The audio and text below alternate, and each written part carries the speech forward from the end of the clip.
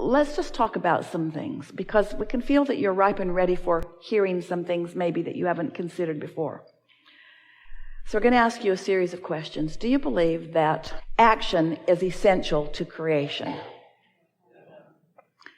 All right, so we're going to say to you, action isn't the first basis of creation, but it does often help you finish off a good creation in a more pleasing way. Because the more action that you offer in an arena of no resistance, the more fun you're having, the more involved you are. It's like the difference between being a spectator and being a participant, of listening to someone sing or singing, of listening to someone else's ideas and you having an idea, being a participant in your own life experience. So we're going to ask you some more questions. So, is action essential to creation? It is, isn't it? Let's make it even clearer. Is action essential to robust, delicious, tactile, see it, hear it, smell it, taste it, touch it, creation? Yes, emphatically yes. What happens if you try to jump into action before you're in alignment? It doesn't work, does it? So it isn't whether action is good or not. It's when the action is best. Yes? So is action better when there's a strong need?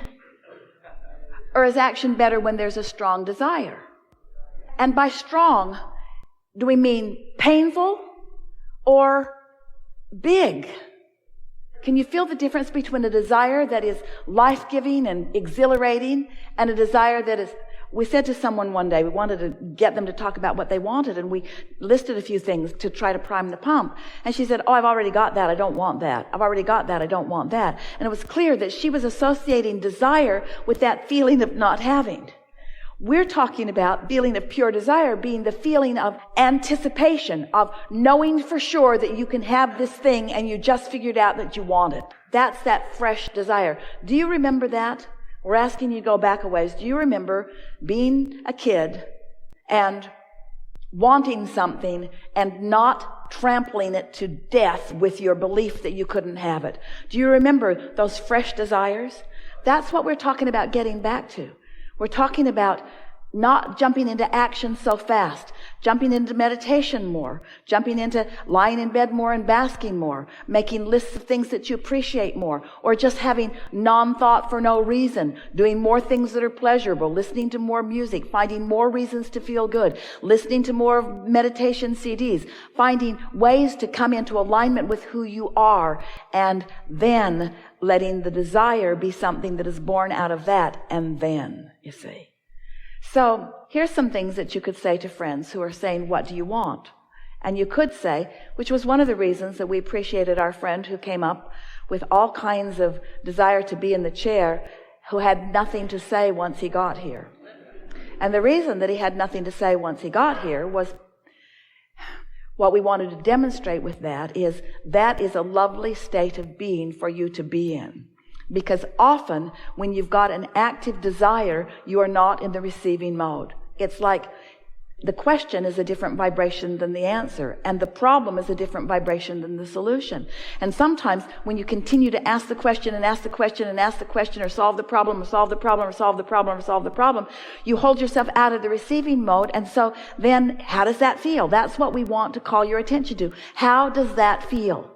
So if someone says to you, what do you want? And it might be somebody that you've expressed many things that you want, so they know that there are these things that you've been asking for, and they also know that you don't have them yet, and they're asking you, how's that coming? How's that coming? How's that coming? What would you think when someone says, what do you want, of giving them the answer, sort of like our friend gave us earlier? My mind's blank right now. My mind is blank right now. What do you mean? I mean, I'm not in the receiving mode, so I can't really tell you exactly what I want right now. Well, don't your needs let you know what you want? Don't you need a different car, or don't you need more money? Yes, But the distinction you want to say to your friend that I'm making, I am in the process of differentiating need from desire. I'm differentiating need from desire. And what I'm in the process of doing is conjuring desire. I'm putting myself in the best possible position for desire to be born within me. When you were little, your desires were born all day, every day. And those well-meaning and sometimes not so well-meaning, screwed up people that were in your life, they began teaching you things that caused you to adopt beliefs that made you stop believing in your desires, to the point that now when we talk to a room full of people like this, you can't really find a pure desire. You can't really find a pure desire because you haven't been in the receptive mode frequently enough or consistently enough for a pure desire to be born. And so you think that your needs are your desires. You think that you desire more money because you need more money. Or you think that you desire a better job because you need more money from that. But we want you to get to the basis of what your pure desires are. We want you to remember what you knew when you came, that you are the creator of your own reality and that you can be or do or have anything. We want you to feel that fresh friskiness that comes from tuning into the vibration of who you really are. We want you to allow yourself to become your total self who has the big picture. We want you to remember that you are an uplifter and that you are a lover and that you are an allower and that you want to feel good. That's what we want for you. We want you to return to the vibrational frequency of who you really are, rather than just catching glimpses of it or snatches of it in between all of the efforting that you're doing and all the trying and comparing and struggling and defending and justifying that you are doing. We want you to awaken to the remembering of who you really are, because your inner being knows who you are. Your inner being knows who you are and knows where you stand in relationship to everything that you want. And when we talk about this vortex that you've been building, you put that together one pure facet at a time. You weren't sitting in a room with someone demanding that you tell them what you want. That was just born out of life experience. When someone was rude to you, you knew that it should be otherwise. When someone didn't love you, you knew that you wanted them to be in the receiving mode because you knew that you wanted them to love, not only for your benefit, but for theirs as well. When you were confused, you knew that you wanted clarity. When you were lost, you knew that you wanted to know where you were going. When you didn't have enough of something, when you were tired, when you didn't have vitality, you wanted more vitality. In other words, life has caused you to purely create what you want. There is a vibrational version of you who knows precisely what you want. There's fresh, pure desire in this vortex. And law of attraction is spinning it up and spinning it up and spinning it up, and it's ready to be revealed to you. And when that desire is born within you, you think when you come to a gathering like this that you've got a long list of things that you want. You think that you came here so that you can get the things that you want out into the open, so that we can tell you what the path of least resistance is to the things that you want. And what we want to shout to you today, in a way that you will hear it like you've never heard it before, is that what you most want of all things, what you most want is to have that fresh desire. What you want is to want. What you want is to want. What you desire is to desire. You want to desire. You want to desire. You want to desire. Nothing more. You want to desire. We don't want you to want to fulfill your desire. We want you to want the desire. We want you to want the idea of the desire. We want that desire to be born within you. We want you to want that desire. We want you to feel what that fresh desire feels like. Jerry and Esther would go into a store and they would say, "Can we help you?" And Jerry would say, "We're just looking for something to want."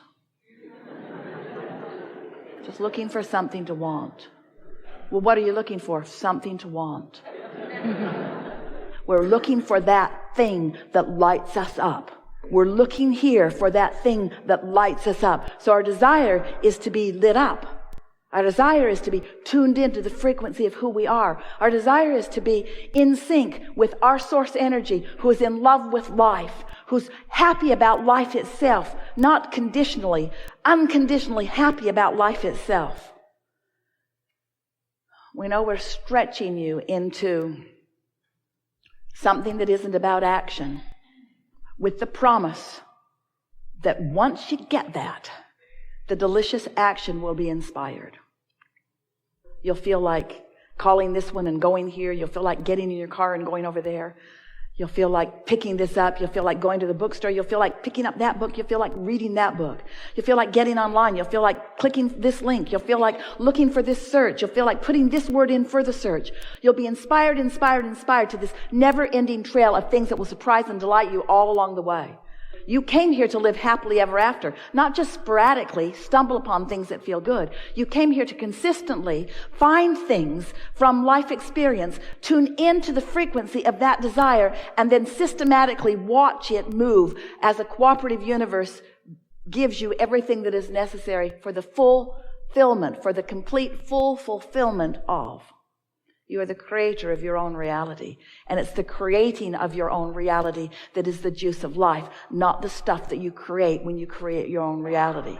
It's being the creator.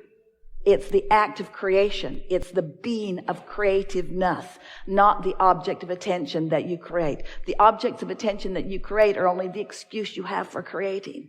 It's only the excuse you have for flowing. It's only the excuse you have for tapping in. It's only the excuse you have for being in the flow of that, you see. We have enjoyed you.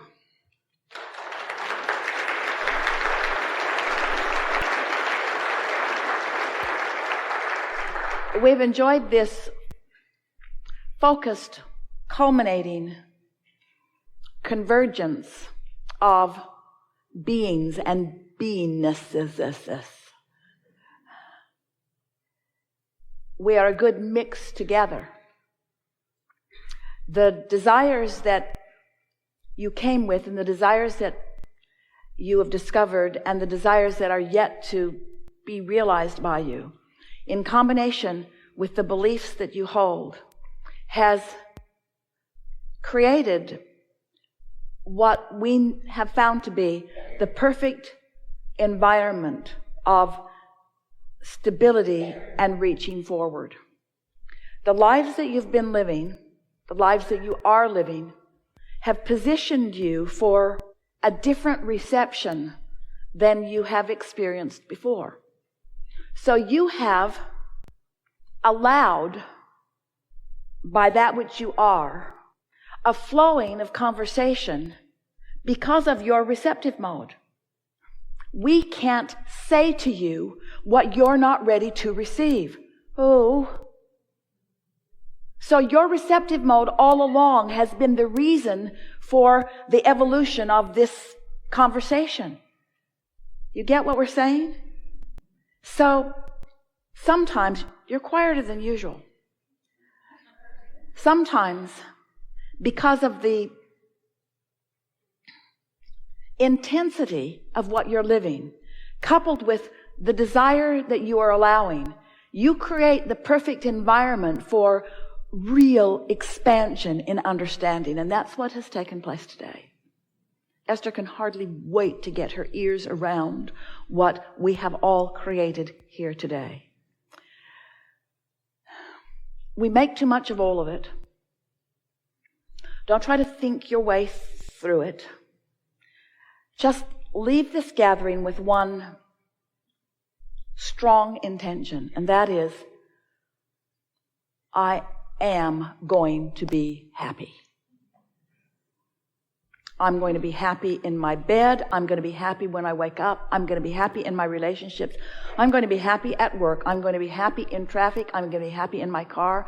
I'm going to be happy in my current financial situation. I'm going to be happy in my oncoming financial situation. I am happy. I am a happy being with the potential of being happier still. I am happy. And when people say, "Hi, how are you?" say, "Happy." I'm happy. I'm happy. Because what that means is, I'm not only satisfied with what is, which will serve you so well, but I'm eager for what's coming, which will serve you so well. Ongoing, creative, genius, greedy beings that you are. There is great love here for you. And as always, we remain in the Vortex.